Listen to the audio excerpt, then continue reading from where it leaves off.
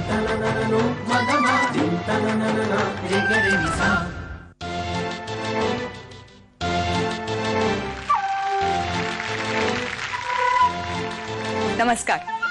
आपण बहुतेक जण स्वतःच्या आयुष्यात इतके गुरफटलेले असतो की स्वतः पलीकडे बघण्याची फुरसतच नसते. जगण्याकडे एक व्यापक दृष्टिकोन घेऊन आलेली लोकच आपल्या अवतीभोवतीच्या या जगाला वेगळ्या पद्धतीने सामोरे जातात. आपल्या असण्यानं या जगात काहीतरी फरक पाडतात. किमान कुठल्या एका आयुष्यात तरी निश्चितच. कसा पाहूयात विवेल सोप्स प्रस्तुत याला जीवन ऐसे नाव मध्ये. सुपर्णा, मूळची सुपर्णा शहा, गुजराती कुटुंबातली. दोन्ही हाताची बोटं बेंबीला चिकटलेली, उजवा पाय कपाळाला चिकटलेला, डावा पाय दुमडलेला, अशा विकलांग अवस्थेत तिचा जन्म झाला. ही काही अर्धा तासही जगणार नाही असं डॉक्टरांनी तिच्या कुटुंबियांना सांगून टाकलं. पण तरीही तिच्या आईने आणि इतर कुटुंबियांनीही तिच्या दुबळ्या अस्तित्वात इतकं काही बळ भरलं की आज ती अत्यंत सक्षमतेने आणि आत्मविश्वासाने अर्थपूर्ण आयुष्य जगते. तिच्या या वाटचालीत खंबीर साथ देण्यासाठी अगदी रूढ भाषेत बोलायला गेलं तर नॉर्मल असणारा एक तिला साथीदारही लाभलाय. अपंगत्वावर मात करत सुपर्णाने आयुष्य कसं जगलं जाणून घेऊया. बोलवूया सुपर्णा जोशीला.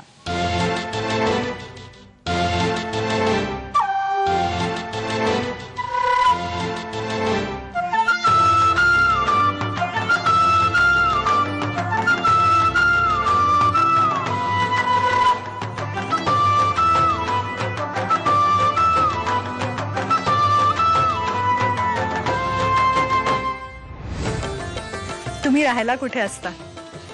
लग्नाच्या आधी मी माटुंग्याला राहायचे. बर. आता लग्न झाल्यानंतर मी शाईन कोलीवाड्याला राहते. आणि तुमच्या जन्माबद्दल जर आपण बोललो तर त्यावेळेला काय काय व्यंग होते तुम्हाला? जन्म झाला तेव्हा माझा उजवा पाय कपाळाला लागून होता. बर. आणि डावा पाय आहे ते मांदी घालतो आपण तसं होता. अच्छा. आणि दोन्ही हात जोडून बेंबीला जोडलेले होते. बर बर बर. असं जन्म झालेलं. अच्छा. आणि जेव्हा जन्म झाला तेव्हा डॉक्टरनी तर असं सांगितलेलं अर्धा तास पण काही हे जगणार नाही. अच्छा. त्यामुळे काही बघितलं नव्हतं. बर. पण अर्धा तास झाल्यानंतर पण मी जगले. त्यामुळे 2 दिवस झाल्यानंतर मला अहमदाबाद मध्ये VS हॉस्पिटल आहे. बरं. तिथे दाखवलं पण त्यांनी काही जास्त काय होईल असं काही सांगितलं नाही. बरं. पण मी आईची पहिलीच मूल आणि ती अशीच असल्यामुळे तिला जरा उचलायला जमणार नाही. कसं काय करावं ते कळत नव्हतं. आणि माझी आई शिकलेली नव्हती. बरं. अच्छा. त्यामुळे तिला कळलं नाही म्हणून आम्ही 8 महिने तिथेच राहिलो. माझे वडील मुंबईत राहायचे. अच्छा. त्यामुळे 8 महिन्यानंतर आम्ही परत मुंबईला आलो. मग इथल्या डॉक्टर्सना दाखवलं. बरं. वडिलांनी आणि आईनी मिळून. आणि मग डॉक्टर कुंभाणीच आम्हाला कळलं. अच्छा. की डॉक्टर कुंभाणी आहे ते असे स्पेशालिस्ट आहे. म्हणजे मला जो डिसीज आहे तो ऑर्थोग्राफिसिस आहे. काय? ऑर्थोग्राफिसिस. अच्छा. ऑर्थोग्राफिसिस. त्याचे ते स्पेशालिस्ट आहे असंही आम्हाला कळलं म्हणून त्यांची अपॉइंटमेंट घेतली. बरं. तिथे ट्रीटमेंट केली. त्यांनी सांगितलं की मी करू शकतो पण लगेच नाही होणार. म्हणजे आज ऑपरेशन केलं ती उद्याच धावावं लागेल असं नाही होणार. पण आई कुठेही भाजी घ्यायला गेली समजा किंवा कुठल्या कोणाच्या लग्नाच्या ह्याच्यात गेले किंवा कुठे बाहेर गेलो तर मला उचलूनच जायचे. कारण मी चालू शकायची नाही. बरोबर आहे. तर मग कुणी बघितलं की हिला हाजी अलीला दाखवा, चिल्ड्रन्स ऑर्थोपेडिक हॉस्पिटलमध्ये दाखवा. किंवा आम्ही डॉक्टर कुंभाणीकडे पण जाताना बसमध्ये ट्रेनमध्ये असं लोक भेटायचे ना तर त्या आम्हाला हे सजेशन द्यायचे की तिथे दाखवा तिथे दाखवा. खूप लोकांनी सांगितल्यावर मग आईनी एकदम धाडस केलं. त्या डॉक्टरांनाच विचारलं बरं की मला असं असं लोक सांगतात तर तिथे आपण दाखवूया का. अरे वा. तर त्या म्हणाले मी पण तिथे ऑनररी जातो. अरे तुम्ही त्या दिवशी अमुक दिवशी या आपण तिथे बघू. मग आम्ही आई बाबा मी माझी आजी आजोबा आणि काका असे आम्ही पहिली वेळी गेलो सर्व हाजी अलीला. बरोबर. आणि तिथे दाखवलं तर तिथे रजिस्टर केलं माझं नाव. आणि डॉक्टर नवीन शाह म्हणून तिथे आहे. आता म्हणजे रिटायर झाले तेव्हा त्या होते तिथे. त्यांनी माझं केस घेतलं. आणि त्यांनी सांगितलं की मी नक्कीच तिला उभी करू शकेन. वा. असं. पण ते पण तसं सांगितलं की पटकन काय होणार नाही. बरोबर आहे. म्हणजे खूप लांब प्रक्रिया आहे ती. पण ऍटलीस्ट आशा तरी दिली. हो, मग आम्ही तिथेच ट्रीटमेंट चालू केली. अच्छा, पण मग नेमका काय काय पद्धतीचा उपचार केला? बरेच ऑपरेशन्स करावे लागले असतील ना? 28 ऑपरेशन झाले आतापर्यंत. बापरे. आणि त्याचा म्हणजे त्या लहानपणीच एवढे सगळे ऑपरेशन झाले का? 10 वर्षापर्यंत माझे कंटिन्युअस ऑपरेशन झाले. मग ह्या सगळ्या ऑपरेशन्सच्या दरम्यान तुमचं शिक्षण वगैरे कसं सुरू झालं? माझं शिक्षण तर फार उशिराने सुरू झालं. मी 9 वर्षाची झाल्यानंतर माझं शिक्षण सुरू झालं. बरं. आणि पहिली शाळा कुठली होती तुमची? पहिली शाळा होती society for the education of the crippled. अच्छा. SEC day school. बरं बरं. ती कुठे होती? पहिली ब्रांच नुसतं आग्रेपडाला होती. अच्छा. तेव्हा म्हणजे मी शिकत होती तेव्हा तिकडे एकच ब्रांच होती. आता मुंबईत 3 ब्रांच आहे. अच्छा. आणि तुम्हाला इतर भावंड आहेत का? हो, एक भाऊ आहे. तो माझ्या नंतर 10 वर्षांनी झाला. त्याचं आणि तुमचं लहानपणाचं नातं कसं होतं? खूपच छान. कारण मला पण 10 वर्षानंतर भाऊ भेटला आणि त्याआधी थोडंफार मला कळायला लागलेलंच. मग शिक्षणाच्या बाबतीत म्हटलं तर 6वी पर्यंत तुम्ही त्या स्कूलमध्ये शिकलात. त्याच्या पलीकडे मग? आमची खूप इच्छा होती की 7वी पण तिथेच करावी, 10वी पर्यंत तरी निदान करावं. पण मग तिथले लोक आम्हाला असं सांगायला लागले की तुम्हाला समाजाबरोबर राहायचंय. अच्छा. त्यामुळे तुम्ही समाजामध्ये जा आणि तिथे मिसळा. त्यामुळे मग त्यांनी आम्हाला सांगितलं की तुम्हाला नॉर्मल शाळेत जावंच लागणार. अच्छा. मग 7वीला आम्ही चौकशी केली तर त्या आधी नाहीच म्हणाली की असं मुलांना आम्ही नाहीच ठेवणार. अच्छा. पण मग आमचे शाळेचे डिरेक्टर होते मिसेस मोदी म्हणून, ते आले आणि मग त्यांनी सांगितलं आणि हॉस्पिटल म्हणजे चिल्ड्रन्स ऑर्थोपेडिक हॉस्पिटलचे डॉक्टरचं आणि तिथल्या सोशल वर्करचं लेटर्स घेऊन आम्ही शाळेत गेलो. मग मला ऍडमिशन भेटला नॉर्मल शाळेत. अच्छा. कुठली शाळा होती ही? नॉर्मल शाळा होती माटुंगा प्रीमियर स्कूल. बरं. मग तिकडे तुमचा कसा होता प्रवास? त्यांचं ऍटिट्यूड असं होतं की मला लिहायला वेळ लागतो, मला खायला वेळ लागतो, चालायला वेळ लागतो. त्या लोकांनी मला हळूहळू इग्नोर करायचा प्रयत्न केला. अरे बापरे. आणि तेव्हा मग मला रिअलाइज झालं की मी सर्वांपेक्षा वेगळी आहे. आणि मग तेव्हा मला जास्त कळायचं नाही. असं म्हटलं तर वय नव्हतंच, त्यामुळे कळायचं नाही. त्यामुळे मग मला डिप्रेशन यायला लागलं. अच्छा. मग मला असं वाटायचं की मला नाही शिकायचं. आणि मग तरी आईचं जिद्द की मी नाही शिकले पण तुला 10वी पास करायचीच आहे. आणि आई तर मला खूप वेळा अशी सांगायची की तू 100 वेळा जर का नापास झाली 10वीत तरी 101 वेळा मी तुला हॉल तिकीट घेऊन देणार आणि तुला ती परीक्षेत मी बसवणार. आणि 10वीत आल्यानंतर 10वीचं प्रिलिम पर्यंत बरोबर चाललेलं. पण प्रिलिम मध्ये मला प्रिलिमची परीक्षा सुरू व्हायच्या आधीच एकी शिक्षिकांनी मला बोलून असं सांगितलं की तू सगळ्यापेक्षा वेगळी आहे, त्यामुळे तुला एक विषयाचीच परीक्षा द्यायची, तर तू सगळ्या विषयाचं फॉर्म भरू नको. मी खुश होऊन घरी आले. आईला सांगितलं आई मला त्या मॅडम असे म्हणालेत. आई म्हणाली त्या मॅडमला काही बोलू दे पण तुला सर्वच विषय द्यायचे, सर्वांमध्येच पास व्हायचे. बापरे. तर म्हंटल बरं आता आईचं समोर मी जास्त बोलू शकायचे पण तरी ते मॅडमचं पण थोडं पटलेलं असल्यामुळे काय करावं हे सुचत नव्हतं. पण तरी प्रिलिम मध्ये फार चांगले मार्क नाही पडले. त्यामुळे त्या मॅडमनी परत मला हे केलंच की बघ म्हणूनच मी सांगते की तू एक विषयाची दे. पण मग आईला घरी तो रिझल्ट आणल्यावर आई म्हणते आता काय करूया. बाबांचा सल्ला घेतला. मग कुठल्या तरी 2 महिन्यासाठी शिकवणी ठेवू. आम्हाला एक टीचर होते लक्षात, त्या पहिलीपासून ते 10वी पर्यंत मुलांची शिकवणी घेतात, असे बॅचेस घेतात. तर आम्ही जेव्हा त्यांना भेटायला गेलो तेव्हा पहिलीचे मुलं तिथे बसलेले होते. आम्ही तिथे गेलो, आम्ही त्यांच्याशी बोललो. तर त्यांनी सांगितलं ठीक आहे मी ही मुलीला शिकवेन पण तिचं प्रिलिमचं रिझल्ट काय. तर ते दाखवल्यावर त्यांनी राग, कारण खूपच वाईट, त्यामुळे त्यांनी तो असं परत न करता तोंडावर फेकलं आणि असं सांगितलं हे पहिलीतले मुलं आहेत, हे जेव्हा 10वी पास होतील तेव्हाच तू 10वी पास होणार आहे. असं जे काय त्यांनी मला सांगितलं करून त्या बोलल्या असतील की मला तेव्हा भरपूर राग आला. आणि मी तिथून आईला घेऊन रिझल्ट घेऊन निघाले आणि रडले भरपूर.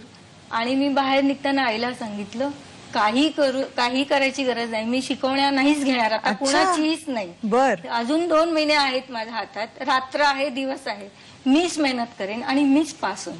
पण ते 2 महिने मी तनतोड मेहनत केली आणि 10वी 47% पास झाली पहिल्याच वर्षी. सुपर्णाचं 10वी नंतरचं शिक्षण कसं झालं जाणून घेऊया. सुपर्णा, 10वी नंतर बद्दल बोलण्याआधी पुन्हा एकदा अभिनंदन. 10वीच्या बाबतीत 47% आणि कुठली तरी अशी अपमानाची जी भावना आहे ती सकारात्मकपणे अशी बदलून जिद्दीने 10वीत काहीतरी करून दाखवणं म्हणजे खरंच ग्रेट. पण 10वी झालात, मग त्याच्यानंतर पुढे?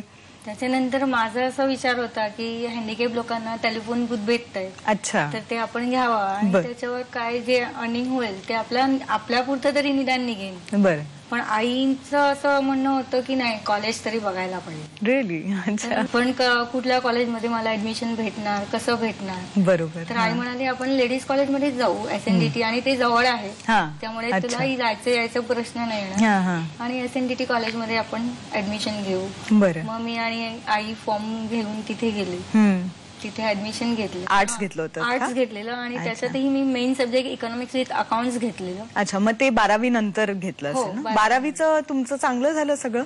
नाही, 12वीत मला एक वाईट अनुभव झाला की फॉर्म भरले कॉलेजमध्ये, ते बोर्डात गेले, तिथून मला रायटर भेटणार असं लेटर सुद्धा आला, कॉलेजमध्ये सुद्धा आला, मला सुद्धा आला आणि जिथे माझं सेंटर असतो तिथे पण ती कॉपी पाठवली जाते. बरं. पण नेमकं परीक्षेच्याच वेळेवर त्यांची स्ट्राईक झाली, त्यामुळे ती होमगार्डनी परीक्षा घेतली.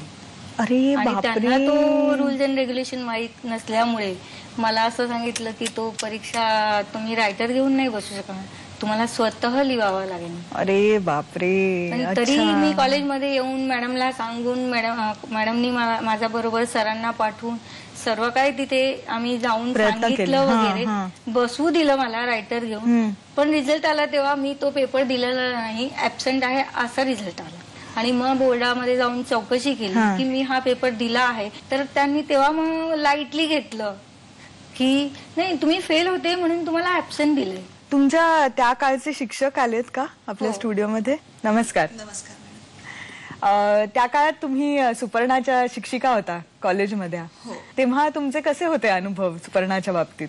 सुपर्णा वेगळी अशी होती, पण पूर्ण वर्गात सर्वात जास्त हिंमत तिच्यातच मी बघितली. शिकवताना आम्हाला असं वाटायचं की तिला जमतंय का, ती लिहू शकते का, तिला समजतं का. तर in Gujarati she used to say फावशे चालशे, आय डू इट, मैं करूंगी, तर मला जमेल, मी करणार. हा तिचा जो हिंमत होती ती सांगत होती, कारण तिने जो विषय निवडला होता अर्थशास्त्र आणि त्याबरोबरही कॉमर्स, म्हणजे इको कॉमर्स असा कॉम्बिनेशन शिकणार हे नॉर्मल चाइल्ड नसताना सुद्धा ही पहिली मुलगी अशी आम्हाला होती वर्गात. त्यामुळे सर्वच शिक्षक तिला खूप चांगल्या प्रकारे कोऑपरेट करत असायचे. एवढंच नव्हे तर कार्यक्रमासाठी सुद्धा आम्ही तिला प्रोत्साहित करायचो की कल्चरल कार्यक्रम आहे, कॉम्पिटिशन्स मध्ये पाठवायचो, नाही तू जायला पाहिजे, तू करू शकतेस, आणि ती ऐकायची सुद्धा आणि करायचीही सुद्धा. अरे वा. बरं, हा मग 12वीचा गोंधळ तुम्ही कसा काय सॉल्व्ह केलात? का तुम्हाला परत द्यावी लागली? माझ्या वायाच गेलं, त्यामुळे मी परत प्रयत्न सुरूच केले. ऑक्टोबरला परीक्षा दिली. अच्छा. ऑक्टोबरला परत परीक्षा देऊन मग परत 6 महिने काय करायचं, कारण कॉलेज परत जूनला सुरू. त्यामुळे मग मी कॉलेजमध्ये जाऊन प्रिन्सिपलला सांगितलं आणि दुसरे जे आमचे क्लर्क आहेत ते पण इथे आले, भारतीबेन पटेल म्हणून. त्यांना मी विचारलं की मी टायपिंग करू शकते का, तर त्या म्हणाले बघूया आपण प्रयत्न करूया. त्यांनी प्रिन्सिपलला सांगितलं. तुमच्या त्या भारतीबेन स्टुडिओमध्ये आहेत. नमस्कार भारतीबेन. तुम्हाला असं काय विलक्षण दिसलं सुपर्णामध्ये की तुम्ही तिला एवढं प्रोत्साहन दिलत? सुपर्णा को मैंने हमेशा कॉन्फिडेंस और पावरफुल देखा है. मैं खुद भी हैंडीकैप हूँ. अच्छा. लेकिन मुझे उसको देख के लगता है कि नहीं, मैं हैंडीकैप नहीं हूँ. अच्छा. इतना अच्छा उसका जुस्सा है, आत्मबल. जब उसने मुझे बताया कि मुझे मैडम टाइपिंग सीखना है, मैं बोला कैसे करोगी बेटा, तो उसने बोला मैं पेंसिल से ऐसे ऐसे मैं करूंगी. अच्छा. मैंने जाके फिर जब एडमिशन लिया तो मैं जाके उसको देख के आई ये किस तरह टाइपिंग कर रही है. ऐसे नहीं है कि हम बोला और उसने किया और फिर सही नहीं हो तो, लेकिन हमने जाके देखा तो मैं तो खुश हो गई. मैं बोला अभी तुमको तो करना ही है और सर्टिफिकेट भी लेना है. फिर बाद में आके उसने उसी वजह से उसने कंप्यूटर भी सीखा. अरे वाह. I am proud of. Know all of us are very proud of. कॉलेजमध्ये नुसतं टायपिंग शिकलेली. बरं. कॉलेज संपल्यावर मग आता काय पुढे अच्छा. पण तुम्ही अकाउंट्स आणि इकॉनॉमिक्स घेऊन BA कम्प्लीट केलं हो. आणि ते चांगल्या तो पण पद्धतीने पहिल्या तुम्ही पास वेळीच, हे केलं. वा व्हेरी गुड. तेव्हा 57% झाले. Very good.